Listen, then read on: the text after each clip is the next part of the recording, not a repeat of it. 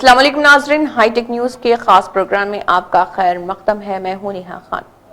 ناظرین، اس خاص پروگرام میں ہم آپ کو تاریخ سے متعلق واقف کرواتے ہیں اور اس پروگرام میں اہم شخصیات سے متعلق بھی آپ کو چند اہم باتیں بتاتے ہیں کہ ان کی زندگی کیسی گزری، اور کئی ہسٹوریکل پلیسز کے تعلق سے بھی آپ کو آگاہ کرتے ہیں۔ تو چلیے پروگرام کا آغاز کرتے ہیں۔ ویمن ریزرویشن بل 2023۔ ویمن ریزرویشن بل 2023، جسے آفیشیلی ناری شکتی وندن ادھینیم بھی کہا جاتا ہے، انڈیا کی سیاست میں ایک بہت بڑا اور ہسٹورک قدم ہے۔ اس بل کا مین مقصد عورتوں کو سیاست میں زیادہ ریپرزنٹیشن دینا ہے۔ بیسک آئیڈیا کیا ہے؟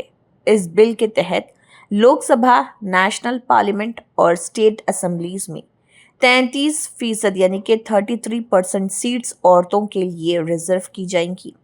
یہ ریزرویشن ان سیٹس پر بھی اپلائی ہوگا جو آلریڈی SC/ST کے لیے ریزروڈ ہیں، ان میں سے بھی 1/3 ویمن کے لیے ہوگا۔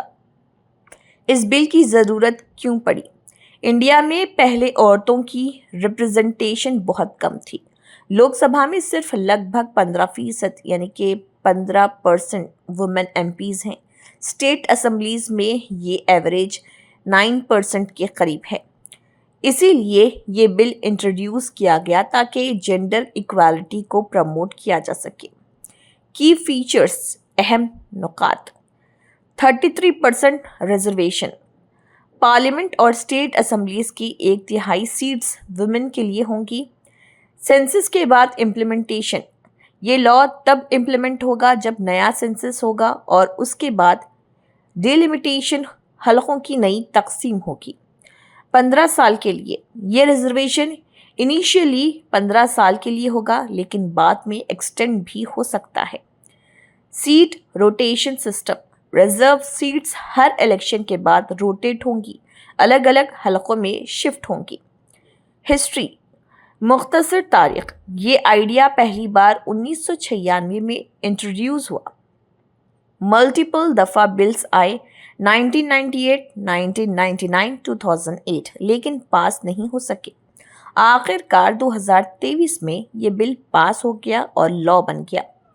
فائدے یعنی کہ بینیفٹس: عورتوں کی سیاست میں پارٹیسپیشن بڑھے گی، ڈیسیشن میکنگ میں جینڈر بیلنس آئے گا، ویمن امپاورمنٹ کو بوسٹ ملے گا، پالیسیز زیادہ انکلوسیو اور بیلنسڈ ہوں گی۔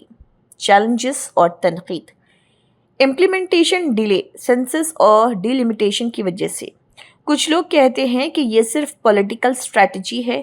OBC other backward classes women کے لیے الگ کوٹا نہیں دیا گیا۔ کب امپلیمنٹ ہوگا؟ لاء پاس ہو چکا ہے، لیکن ایکچوئل امپلیمنٹیشن نیکسٹ سینسس اور ڈیلیمیٹیشن کے بعد ہوگا، اس لیے ممکن ہے کہ یہ 2029 الیکشنز کے بعد فلی اپلائی ہو۔ کنکلوژن: ویمن ریزرویشن بل 2023 ایک بہت بڑا سٹیپ ہے جینڈر ایکوالٹی کی طرف۔ اگر یہ ایفیکٹولی امپلیمنٹ ہوتا ہے تو انڈیا کی سیاست میں عورتوں کا رول ڈرامیٹیکلی بڑھ سکتا ہے اور سوسائٹی میں پازیٹیو تبدیلی آ سکتی ہے۔ ناظرین، فی الحال بس اتنا ہی۔ اگلی بار ہم آپ کو اور اہم تاریخی معلومات کے ساتھ روبرو کروائیں گے۔ تب تک کے لیے دیجیے آپ کی میزبان نیہا خان کو اجازت۔ اللہ حافظ۔